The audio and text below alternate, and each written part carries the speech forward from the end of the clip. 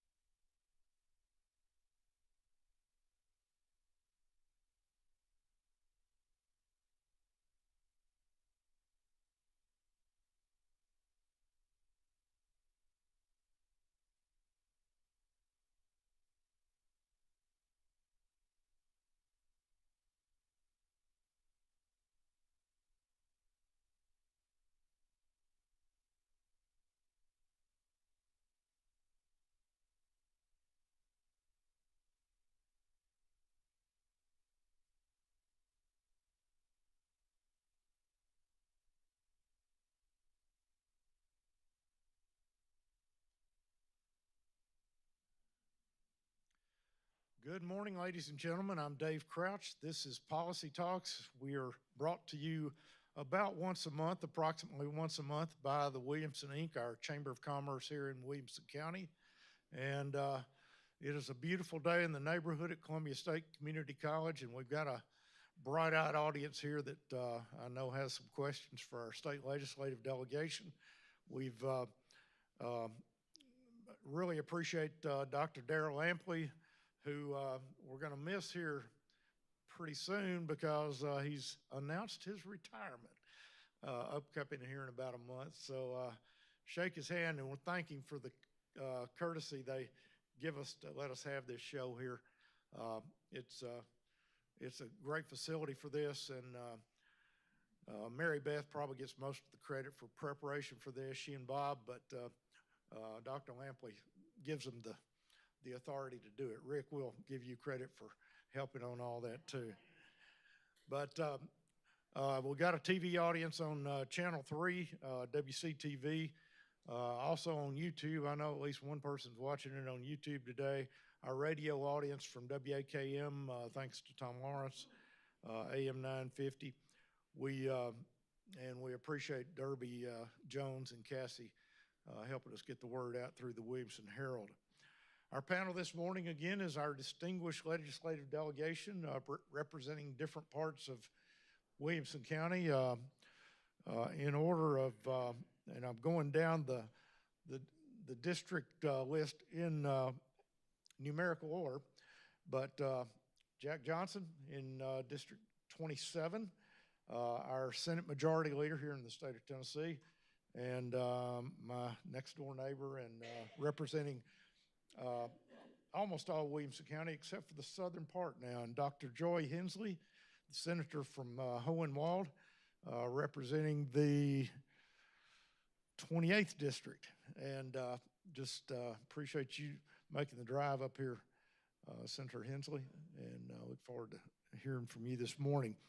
In the state House, we've got Representative Gino Bulzo representing District 61, which is kind of the northern end of Williamson County generally. Jake McCalman representing 63, which is the eastern side of Williamson County, up and down. And Lee Reeves in District 65, which is kind of the northern part of Franklin, western part of the county. Is that close? Something like that. And then Todd Warner in District 92, representing Spring Hill and the county south of here. So we appreciate you all making the effort to get out here. We always learn a lot at these sessions, and really appreciate y'all taking the time to be here. Just got through a special session where you all passed a program for the governor, immigration enforcement unit, and disaster funding. Any details you would like to share with us about the education scholarships? Since Jack, you were the lead sponsor in the Senate, do you have anything that came out of that maybe was unexpected or news to us? Well, good morning, Dave. Always good to be with you. We created 20,000 Freedom Scholarships for kids parents to be able to pick a different education alternative for their child. Something that I think received less conversation about that legislation that I think is also important is the money we set aside for facilities funding, which is going to be very important, I think, for Williamson County for capital facilities funding. So, and then of course a $2,000 bonus for teachers, all of our public school teachers all across the state. So that was important. Yeah. Otherwise, I think we've pretty well covered the Education Freedom Scholarship bill. Senator Hensley, you're on the Education Committee in the Senate. You got anything to add to that? Well, first of all, thank you for allowing us to be here today. But no, I think Jack covered it pretty well. The 20,000 scholarships, 10,000 will go to low-income students, and 10,000 will be open to the general public. So hopefully we will. That will benefit students that are not served as well in the public schools. The whole purpose of the legislation was to allow parents to have a choice. So they will have the option to have their child go to a private school if they feel like that they're not being served well in the public school. So hopefully this will benefit students going forward, but that's basically what it did. You're on the Criminal Justice Committee, I think, in the House. Is that right? I'm on 7 committees, Dave, but not that one, unfortunately. Well, the immigration, of course, was a big part of the special session. The immigration unit, can you or any of you other gentlemen tell us really what that consists of and how that works? Sure. I mean, the immigration part of this was obviously an effort to kind of align our laws here in Tennessee with what President Trump and the federal government are going to be doing in enforcing our immigration laws, and in particular the Immigration and Naturalization Act. And a good bit of it, focused on Section 287G and, making sure that our local law enforcement authorities are in the position to enter into agreements with their federal counterparts at ICE to make sure that the laws are enforced. And I think one thing that sometimes gets lost, Dave, is that all of us obviously want to make sure our immigration laws are enforced, but we also all love our Hispanic community, and we know that there's a lot of fear in that community right now. And part of what we want to do as we go forward is to try to make sure that while we are enforcing our immigration laws, that we are also reforming at the federal level the immigration laws that make becoming an American citizen so difficult. Our asylum laws are very strict. I mean, to qualify for asylum, you have to demonstrate that you're being persecuted for a political reason, a religious reason, an ethnic reason, something of that nature. It doesn't cover cases right now that involve economic distress or folks fleeing violence, which a lot of folks have done from Central and South America. So as we're going through and making sure that our laws are enforced, and everyone has to come in the country legally, there's no question about that, we do need to make sure that our federal laws start to reflect the fact that the Hispanic community has really added to our culture in the United States. This is a very entrepreneurial, very family-oriented type of community that we just love to have. And they're going through a lot of fear right now. We all understand that up here.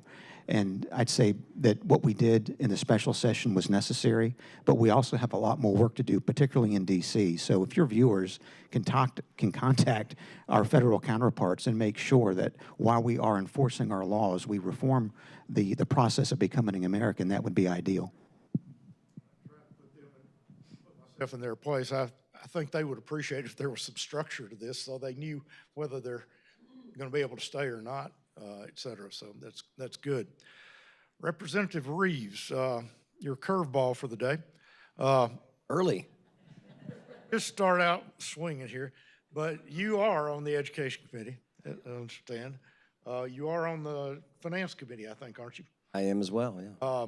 And there's some discussion about the governor awarding a no-bid contract for the Education Scholarship Program. Is that appropriate?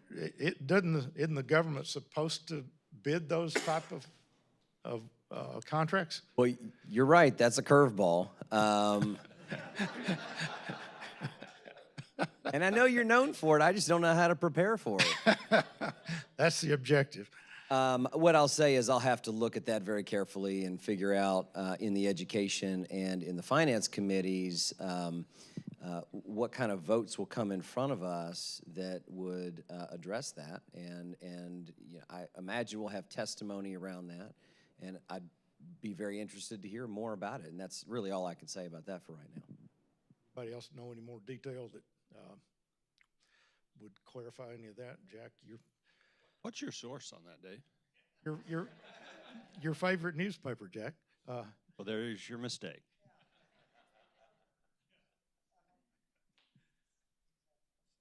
No comment. Okay. The news predominantly for the last month has been about something called Doge. Is that affecting us, the state, the state citizens? Anything the state government? Is there any of the funding that's being interrupted that maybe we would like to see not interrupted? What's the local color on that? Do we have any more details? Answer some of that. Well, as we're looking at each, especially in the education committee, we look at each university's budget, each school's budget, and the Department of Education's budget has to come through the education committee, and we're certainly asking all of those universities how that would affect them as far as the grants they receive. So most of them don't really know how it's going to affect them. One school went ahead and made sure they got all the grants that they had coming to them quickly, so that if it did affect it, that they would already have the money. So we are looking at that, especially in the education committee, at how that affects universities and colleges across the state. But otherwise, in the government, we really don't know how that's going to affect us. I was going to ask if the state government needs a Doge department as well, but that's probably something for y'all to discuss on the Hill before we discuss it here. So. We already have one, Dave. We already have one. It's called the Government Operations Committee, and it's been in existence for many, many years. I've been asked this, and so I do want to speak to it. A lot of folks don't understand in Tennessee the way the differences between how state government works and how the federal government works. I think the federal government could learn a lot from how Tennessee operates. Every single agency and department in Tennessee goes away. It expires unless the General Assembly decides it needs to continue in existence. The Department of Transportation, the Department of Health, every single agency and department in the state of Tennessee is sunset. That's the term we use. It's only allowed to exist for a finite period of time. And in order for that agency or department to continue to exist and operate, they have to come before the Government Operations Committee and ultimately the General Assembly and demonstrate the need for their continued existence. That's one of the reasons Tennessee is the best fiscally managed state in America. Because if there's an agency or a department or a program that's out there and we don't need it anymore, then we have to take affirmative action in order for it to continue to exist. We don't have to take action for it to go away. That happens automatically unless the General Assembly takes action. So again, it's called the Government Operations Committee. It doesn't get a lot of talk or a lot of discussion, but I served as chairman of that committee, and I served on that committee for a number of years. I think the federal government needs something similar. Everything should have to prove its need to continue to exist. Governor gave his State of the State speech recently, first of the month, and mentioned several programs that he's proposing to get funded this year. The expansion of daycare was one that caught my eye in particular. Some of the reports said expanding that number of daycare workers by tens of thousands, or maybe that was tens of thousands of dollars, I don't know. But what do you all see happening with that effort? Because got some family that's fighting that daycare expense issue, and it is a problem for many people, even in this county. Jack, you want to start? Yeah, that's an administration bill from the governor that I'm sponsoring. What the governor wants to do is to take a deep look into the regulatory requirements of daycare facilities. Obviously, they are regulated, and they should be. We want our daycare facilities, or people who are providing child care to kids, to meet certain standards, of course, for the safety of the children. But if there are things in our statute that are impeding the ability of people to open daycare facilities, and you have to start thinking outside the box. Some employers want to provide on-site daycare for their employees. Okay, so what should the regulatory requirements of that look like? When we think daycare, we think about the facility down the street where parents go and drop their kids off. You have people who work from home on certain days of the week, and then they go into the office on other days of the week. So we need to think outside the box and make sure that the government's not putting unnecessary regulations that impede the ability of people to find childcare. You're exactly right, Dave. It is a huge issue. We had testimony in the Finance Committee the other day, and you don't necessarily think about it, but other than rent, oftentimes childcare is the most expensive item in a household budget. And so that impedes workforce development. We've got folks that need people to come to work, and they can't because they can't find childcare. So we're going to take a look at that. The government doesn't need to be in the business of providing childcare. We need to make sure that we have a regulatory environment that allows for people who want to go into that line of work to be able to do so. Are there any specific obstacles? I may have missed something. I'll give you one. I had someone in my office that and I'm trying to think what the entity was, but they provide childcare, but they're also in another line of work. It was kind of a unique situation, but they're regulated by two different entities within state government. They have to get 2 inspections from the fire marshal to come and inspect the same thing. and because they're doing this line of work and then they're also doing this, it was an example, and I don't want to say who it was, and I can't remember even if I wanted to tell you who it was, but we had lots of meetings this week. But that was a good example of that kind of illustrated to me, okay, this is over government, unnecessary regulation. We need to peel this back some. Because every time they have those inspections, they have to have employees that are ready to do that. It takes time away from doing what they're meant to do. So that's one anecdotal example. $120 million for the Duck River, and I think that's a pipeline, Senator Hensley. You should know something about that. Yes, and $100 million and then $25 million on top of that, looking at money for looking at regionalization of water for the whole area, and certainly protecting the Duck River. And it was classified as a Class 2 scenic river last year.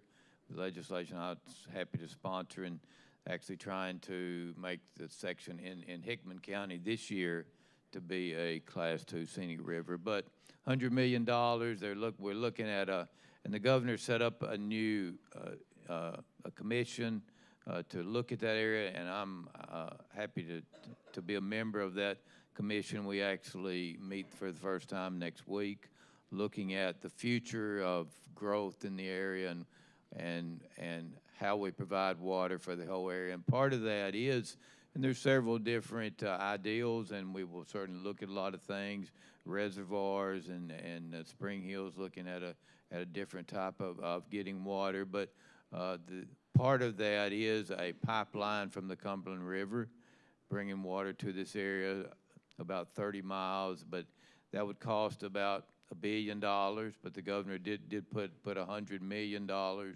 into the budget this year to go towards that or other areas. So the governor does see the need, and we certainly see the need in this whole area, Murray County, Williamson County, Hickman, Marshall County, this whole area that gets so much water from the Duck River. We have to do something going forward to provide water for the development so that that's not slowed, because Spring Hill, Columbia, the whole area is looking at developments because they have to have adequate water to provide for the new development. So we're looking at that. But the governor did put a significant amount of money, even though $100 million is not $1 billion, but it is a step in the right direction. Warner, you got anything to add to that?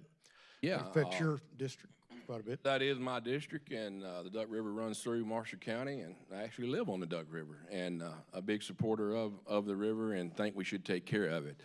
As you know, and most of our viewers and listeners here this morning, and again, thank you, Williamson County, Inc., and Dave for hosting the show.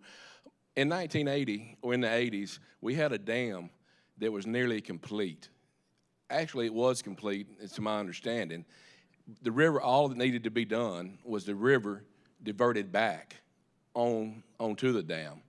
And our supposedly, I guess, representatives in Washington at that time, I think there was a lawsuit to save a mussel or some kind of species that's in the Duck River. Nail darter. Nail darter at the time. Yeah, it bothers me that, you know, at the time that the federal government and you, the taxpayers, had spent that much money, and we turn around and tore it out. I appreciate what the governor's done with the $100 million. I'm in the utility business. That's what I do at my day job. I had Columbia Power and Water in my office 2 weeks ago, and they're thinking that this line that's going to come from Harpeth Valley Utility District is going to be a 36-inch pipeline that's going to follow a TVA easement. Folks, that is a very, very temporary fix. We're currently doing a project for CUD in Murfreesboro where we're running a 20-inch line around Murfreesboro on Old Salem Road that's going to cross Veterans. I guess the point I'm trying to make is that is a very, very temporary fix. I think that we need to be looking at a major source of water, like a reservoir, like the senator said. I don't know if we can push our federal representatives in Washington to try to get that dam put back in, but to think that we're gonna build a pipeline from 30 miles away, I mean, the cost there is going to be astronomical to get enough water in the future. Sure, that might help us for 20 years, but I'm talking 50 or 100 years down the road. It's going to almost be impossible to maintain at the growth that we're seeing. And it's affected small business in Marshall County. They have put a restriction on the number of homes that developers can build down there. Your painters, your framers, your carpenters, they're struggling for work down there because there's no homes can be built because there's no water. I think we're in an infrastructure crisis here in this state, and that should be maybe our number one focus. That in education is trying to improve those areas, and we've got to figure out something. We want to slam, here is a pretty red state, we want to slam California for letting it burn up because of amena out there.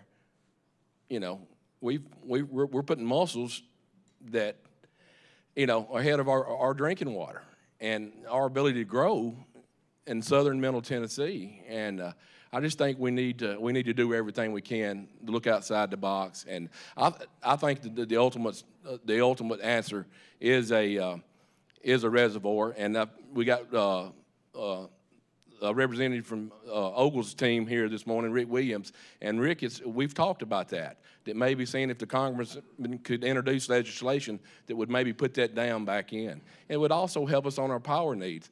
TVA was in my office last week. They're looking at new ways, and the governor mentioned it in his State of the State speech about the new type nuclear plants that may go on the Clinch River. I think we got to really be looking outside the box here. You mentioned affordable housing in a way there for a minute, and that's part of the governor's proposal to put $1 billion. I'm sorry, I'm getting them mixed up. Put several $1 million into a revolving fund for zero interest loans to construction of starter homes.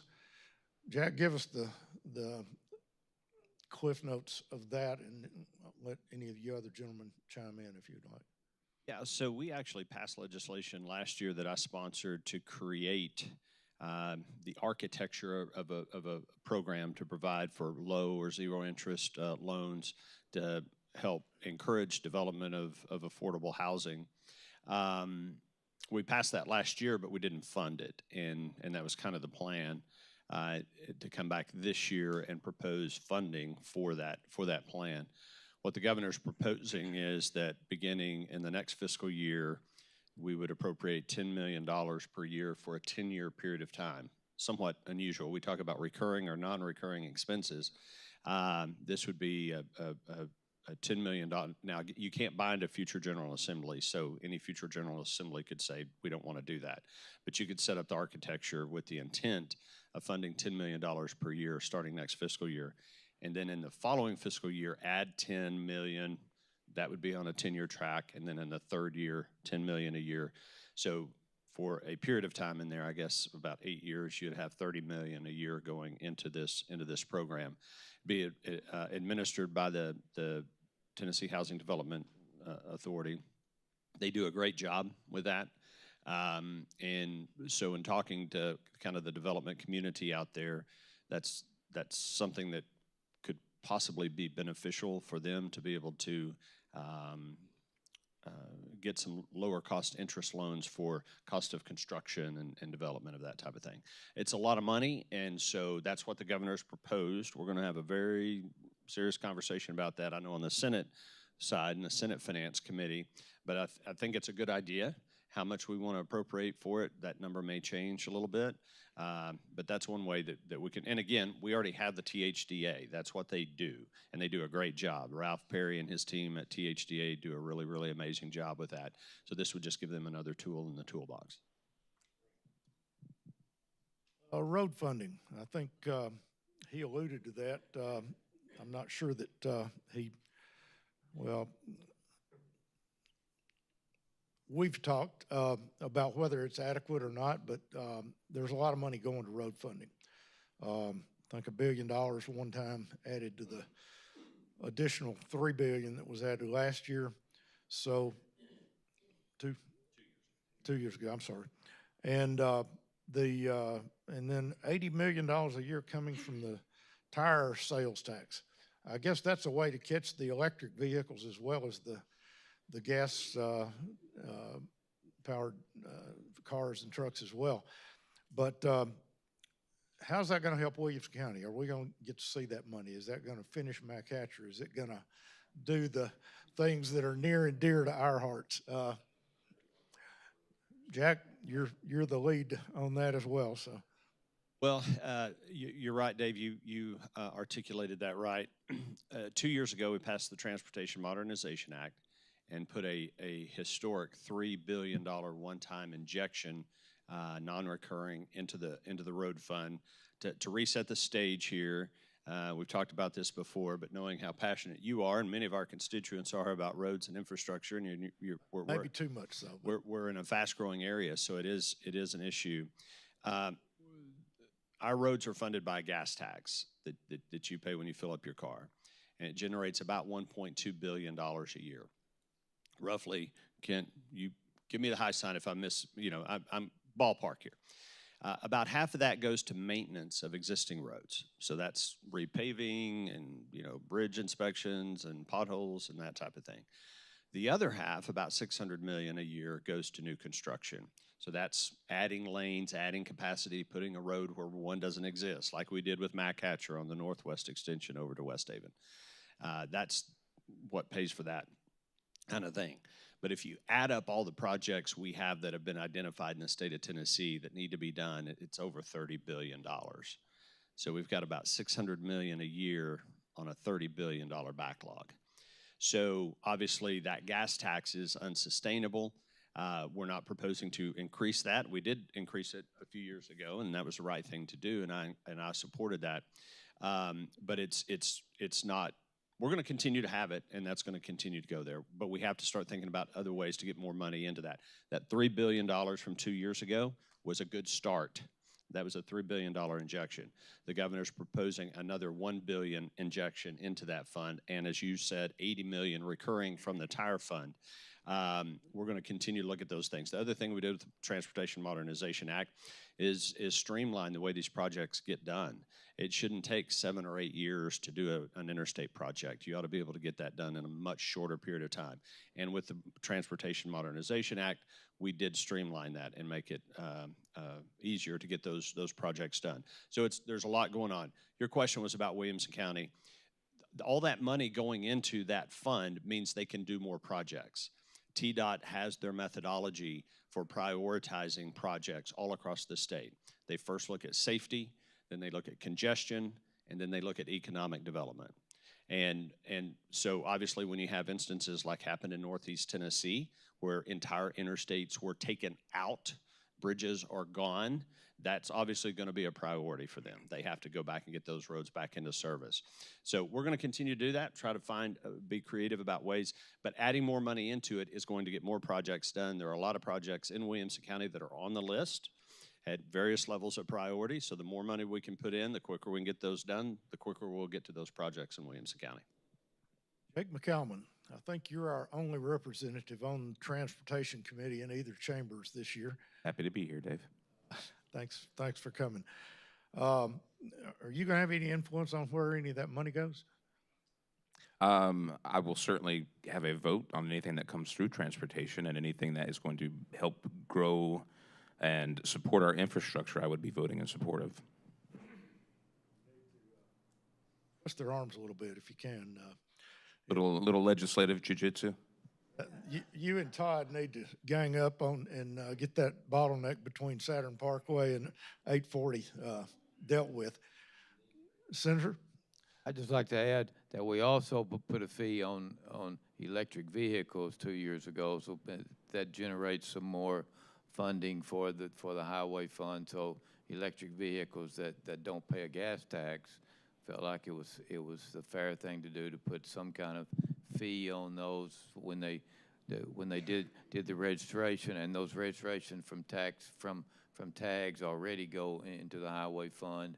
And we also get about $1.5 billion from the federal government every year, so that's about $3 billion. And so adding that $1 billion this year does help a lot, but it certainly doesn't cover all those projects. But one other thing that's happening is the choice lanes that we passed a couple years ago. They are starting to be looked at, and sites for those choice lanes, and I-65 will be a site where one of those choice lanes is eventually built, but that does take several years. But those are alternate lanes that people will have the option to take. They're not really toll roads per se, because people will always have an option for a free lane, and we're not going to be utilizing any of the lanes that are there now. These will all be totally new choice lanes, but that's something coming in the future to help with the congestion issues.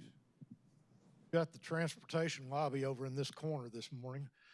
Kent Starwalt with the Tennessee Road Builders Association, and Mayor Rogers Anderson from here in Williamson County, that's working on another initiative that will possibly help funding here locally. You want to tell us a little bit more about it, Rogers? Absolutely, Dave, and we've got good support behind it at this point. Jack is sponsoring it in the Senate, and I think Jake is over on the House along with Pat Marsh. We are asking for them to not create a new tax, but to redistribute, reconsider how the real estate transfer tax is done, instead of all the money being kept in the general at the state level. Reallocate. We're asking for 50% of that money to come back down to all of the 95 counties across the state. For us, we're making a commitment that we'll give 50% of that 50% to go back in for state routes, such as I-65 south from Old Hickory all the way down to Murray County, and then also help our sister cities out with state funding for state routes. And I'm not sure where it's at, but I do know those two gentlemen are sponsoring maybe one of those. I'd love to hear that answer too. we'll get you up there to twist their arms here in a little bit. Kent Starwell, while I'm here, stand up, show your face. Yes, sir. And the one thing that, and I meant to address this with these gentlemen, but I'll weave it all together here. There is some bonding proposed for building state office buildings and maybe some college facilities, that sort of thing. But they didn't put any bond, or at least I didn't see any talk of bonding anything for roads.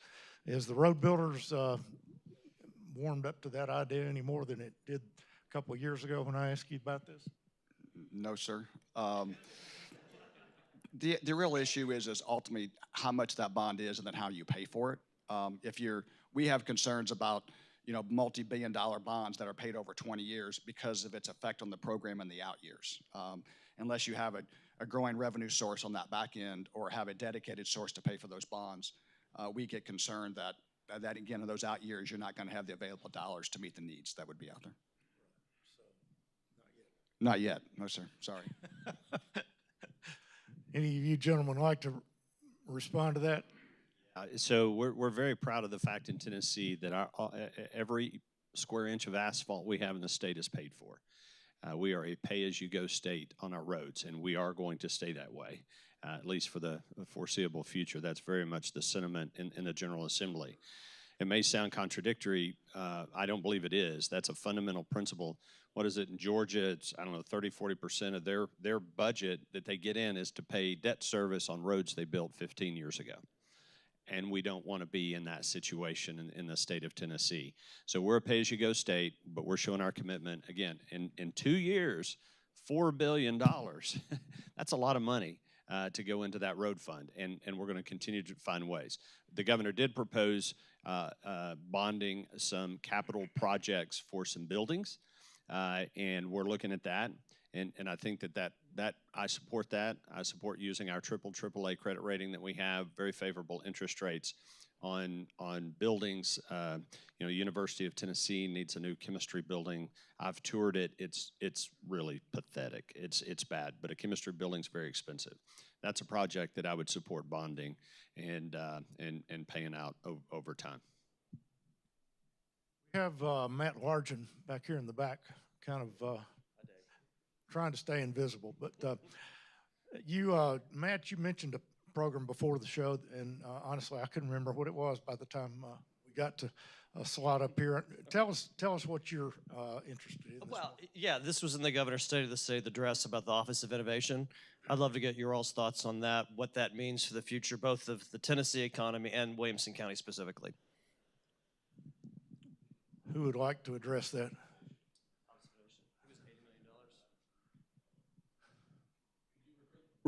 Yeah, sure. I think the governor put $80 million in the budget for the Office of Innovation to kind of look at jobs that are going to drive the Tennessee economy the next 10 to 20 years. Does that sound familiar?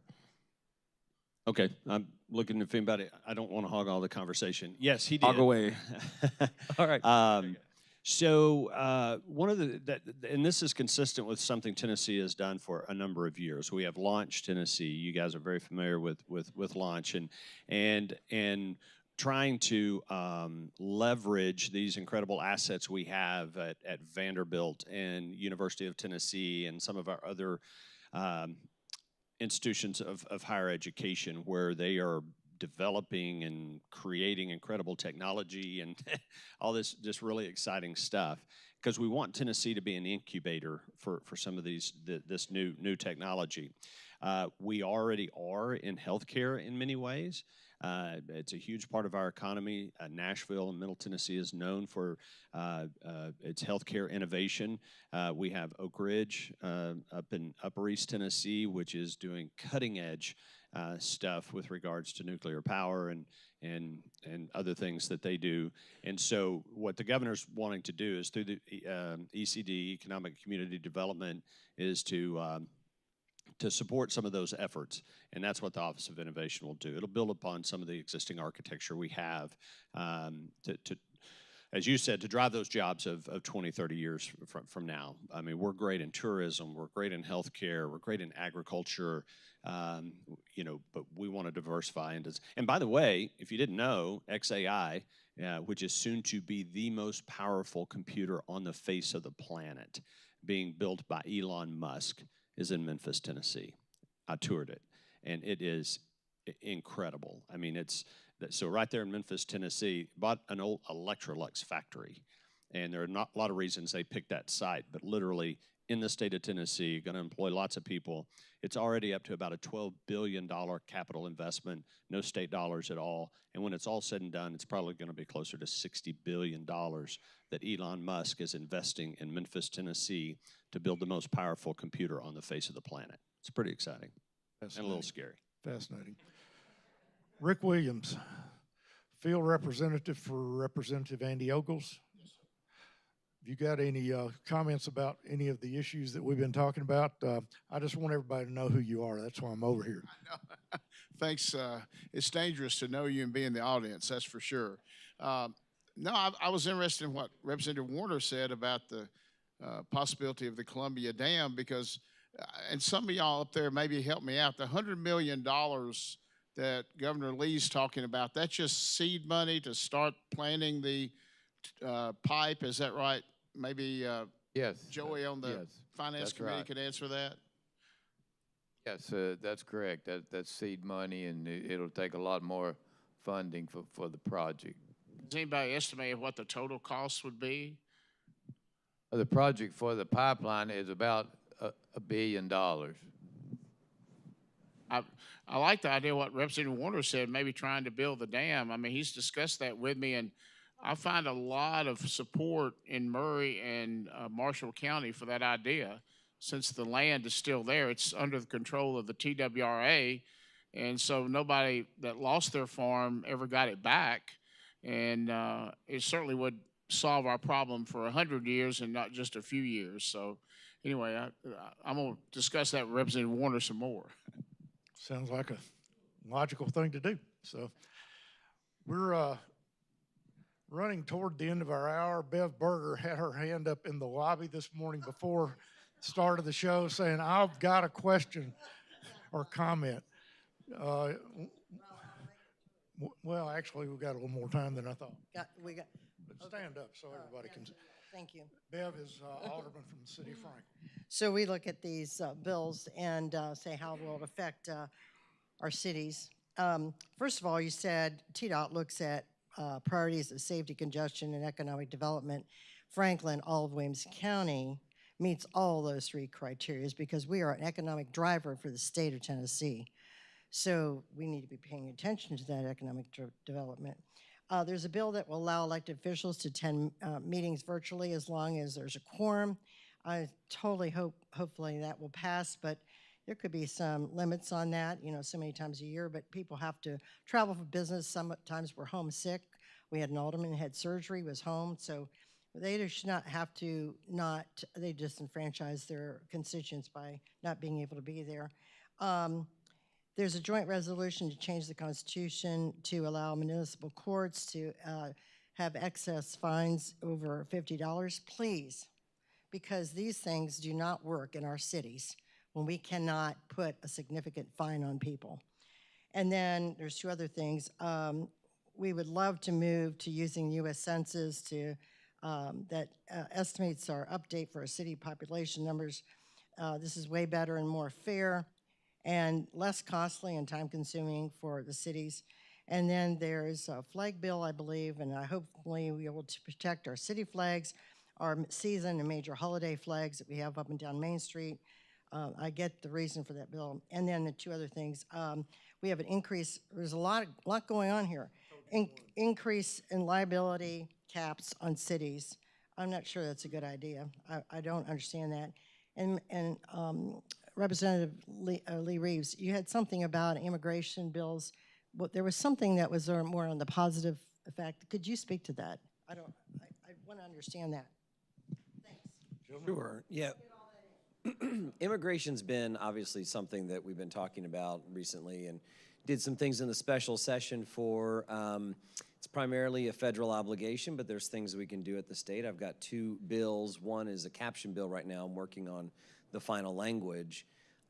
But both would, I think, help us as a state with the illegal immigration issue. But I've also got a House joint resolution urging the federal government, and again, I'm working on the final language for that, to streamline and make more efficient legal immigration, because as Representative Bulso said, we value immigrants in this country and what they contribute, but we want that to be legal.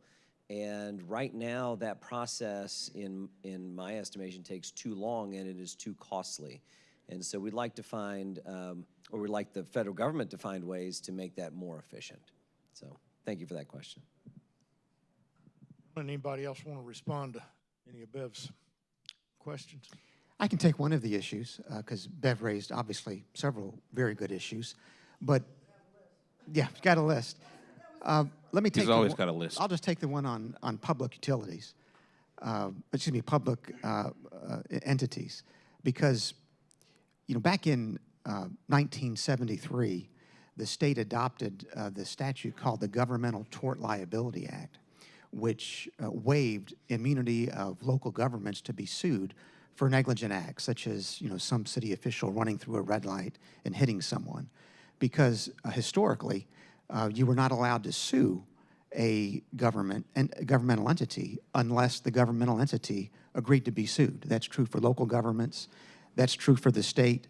That's true for the federal government. But back in 1973, the General Assembly adopted this thing called the Governmental Tort Liability Act and said that you could actually bring an action for negligence against a government up to $40,000. That is, a governmental entity could obtain insurance, the limits of which would be a minimum of $40,000 to cover a constituent that might have been injured somehow or had property injured by a governmental entity. Over the years, that amount was always increased, obviously to keep up with the cost of living and the cost of inflation, such that, by the early 1990s, it was up to $250,000. In 2007, it was raised to $300,000 for liability for one person or for an entire incident to $700,000. And it's stayed there since 2007, so it's been 18 years since the General Assembly has touched that, which is the longest period that statute has remained untouched since it was adopted back in 1973. And so I've introduced legislation. It's HB 4 that'll be before our Civil Justice Subcommittee on Wednesday of next week, March the 5th, to raise it to account for the cost of living that's increased since 2007. So right now, the limit is $300,000. If the bill is adopted, it will raise it to $400,000 beginning July 1 of this year, and then to $500,000 July 1 of 2027. So over the course of 20 years, we simply would have caught up with cost of living. And that applies not just to an insurance limit for an individual, but for an entire incident or for property damage. So for some reason, the bill's generated a lot of controversy, which I don't understand, because obviously we want to protect our citizens. We want to protect constituents. And so why would we leave in place a limit of $300,000 that is now somewhat obsolete that the General Assembly has always been addressing? And it gets a little worse, Dave, when you consider the fact that insurance covers most of the school districts as well, not just cities and counties, but school districts. And so if you had a school bus, and we've had school bus incidents over the years that have included fatalities, but if you had a school bus driver that somehow was negligent and injured 15 or 20 kids in a school bus, right now, all those families, all 15 or 20 families would have to split $700,000 in damages. And all my bill would do would be to raise that particular amount to $850,000 on July 1 of this year, and then raise it to $1 million on July 1 of 2027.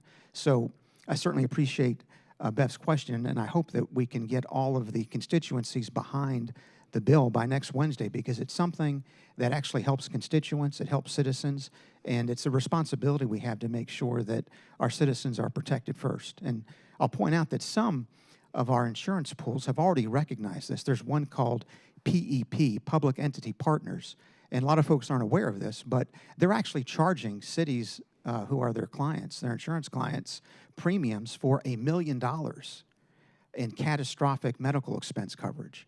So that one group already has recognized that the minimums are too low, and they're already charging cities and counties and some school districts more in premium to provide further coverage. So that's something that we need to address, and hopefully we'll be able to address it this year.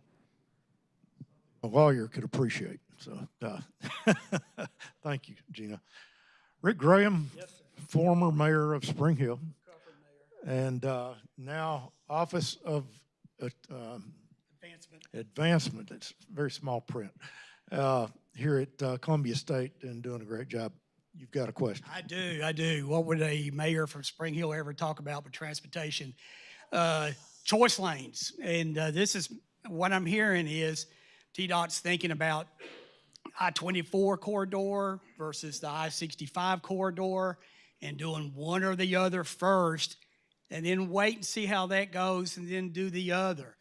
You know, I mean, I-65, we all know, is, I think it's an emergency situation issue. And I'm hearing toward that they're probably going to do I-24 first. And then we wait and see. And since this contracted out to third parties, constructed, managed, TDOT would be overseers, why not do both at the same time? Gentlemen? Well, I don't know that that's completely off the table. The interesting thing, and I think a great thing about the choice lane concept, which has been done in Florida and Georgia and Texas, I mean, we've got Virginia, we've got lots of examples of states, and some of us have toured and flown down with the governor to tour some of these facilities and how they work. They are public-private partnerships, and we're leveraging, you know, private capital dollars to make these projects work. And as such, obviously, for a private sector entity that's going to invest billions of dollars over a very long period of time, there is a lot of due diligence that they have to do. And they're doing that now. They're looking at I-24. They're looking at, is it 75 in Knoxville? They're looking at I-65. They're not just focused on one project and getting one project done. And I would push back on the notion that we have to wait until that one project is fully done and completed and up and operational before we move on to the next one. If there is private capital that is willing to come in based on their due diligence and get started, there's nothing to stop that. So we do expect to get some feedback back from TDOT very soon. Kent might be able to give more detail on this, but I'm very excited about it. And I think once that ball gets rolling, it's going to move pretty quick. But ultimately, they have to do their due diligence. That's traffic counts, times of day, all the different things that go into studying that. It's a very complex matter. But we believe that the need is there and that private capital will step forward. Todd? One thing I may want to point out, and I think it was Senator Hensley here a while ago mentioned, and I'm not on transportation or finance, so some of this stuff kind of gets past you if you're not on those committees. Was it 1.5 billion you said, Senator, that we got from the federal government? So when you take, folks realize when you take money from the federal government, it comes with strings attached.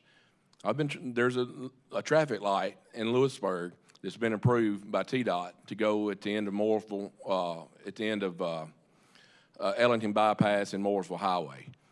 They're using federal dollars to get this traffic light, to pay for this traffic light. They're having to do what they call a NAEP study, which is an environmental study that the federal government makes them do. We're 2.5 years in waiting on this NAEP study to get a dadgum traffic light. So just keep in mind, when we use federal dollars, it comes with strings attached, and when strings are attached, it takes longer to get things done. It's also the reason we have an HOV lane on the 65, because the federal government requires us to. Dave, can I take a moment of personal privilege? I want to make sure the viewers that know, and we had a huge victory before the United States Supreme Court this week. We've had and they're both bills that I sponsored. We've talked previously about Senate Bill 1 that was passed in 2023 that led the nation, I think, was landmark legislation to protect children from surgeries, irreversible surgeries based on gender dysphoria. So transgender surgeries on kids. We banned that in Tennessee. Obviously, it was litigated. It made it all the way up to the Supreme Court, and the United States Supreme Court chose our law in Tennessee to be the test case for the entire nation. They had oral arguments on that back in December. I had the honor of being there to watch those oral arguments. It's a little intimidating sitting there and watching United States Supreme Court justices talk about a bill that I sponsored here in Tennessee. We don't have the decision back on that yet. We expect to get it by June. There's another case, also based on a bill that I sponsored in 2023, that those of us who were in the General Assembly at that time all supported, which was to protect children from sexually explicit entertainment in public venues. I know the city of Franklin had an issue with this, and other communities did as well, where you had so-called family-friendly programming that was anything but family-friendly, simulating sex acts, nudity, doing things that no reasonable person would think you should be doing in a public park or in a school or in a restaurant, where a parent should have a reasonable expectation that they can take their child and not have them exposed to something sexually explicit. So we passed that legislation. I was proud to sponsor it. It was litigated as well. It was enjoined at the federal district level out of West Tennessee. The Sixth Circuit Court of Appeals reversed that federal district court decision and allowed our law to go into effect.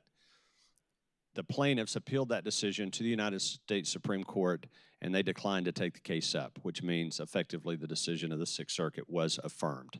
So I'm bragging a little bit on behalf of my colleagues in the General Assembly that we're taking a leadership role on some of these very, very important Tennessee values-based issues. And we had a significant victory just this week, and hopefully we'll have another one by June.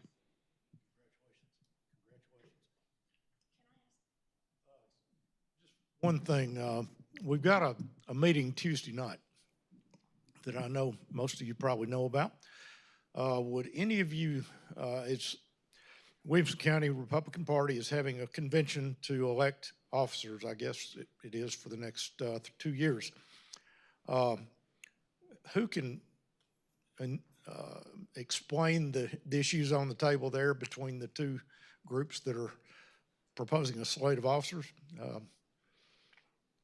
Lee, do you want to?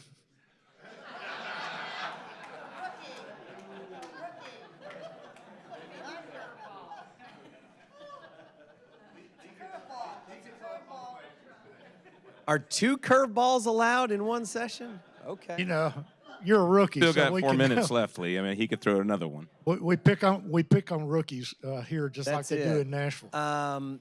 There are 2 slates of candidates running, and I think one is mostly comprised of folks that currently sit on that board. My understanding is they have advocated to move from caucuses or from primaries to decide nominees, particularly in county positions, to a caucus, which is a one-time only event, and if you show up, you can vote, and if you can't or don't, you cannot. The other slate of candidates wants to keep primaries in place, which, as you know, primaries here, we have early voting for, I think, 15 days. We have voting on election day. And I think that's the primary difference. Is that pretty clear, Jeff? I'll add to what Lee said. Lee is exactly right. It's extremely important. Oftentimes, I've been active in Williamson County Republican politics at the county level for 34 years. And oftentimes, these elections are kind of a boring affair, and people show up and they get elected. I think in Davidson County, they had their convention and it was uncontested. They had a slate of candidates that all ran. No one challenged them. I think 50 people showed up for the convention. make sure you know about it, make sure you're educated, make sure you do your research about the candidates that are running. It is incredibly important.